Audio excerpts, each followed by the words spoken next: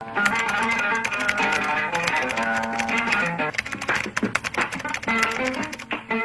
الله الرحمن الرحيم.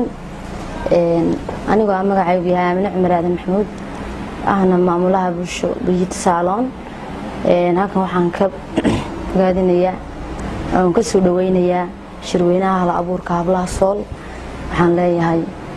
مرة والباسيلة ذاتك أودي رجلسان يهبلها إسكوبيا دان على أبور كله كوا جناحسي كله أدو قرب تاجنتين هبلها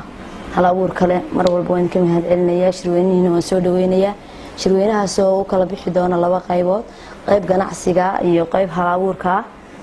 waxaan ku bogaadinayaa hablaha sool ganacsiga iyo kuwa hal abuur kale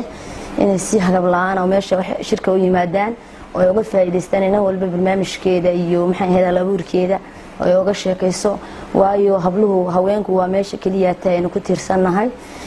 waana ilaah indhaha bulshada waxaan leeyahay insha Allah soo dhawaada anuna shirka waan soo dhaweynayaa insha Allah aan salaamantiin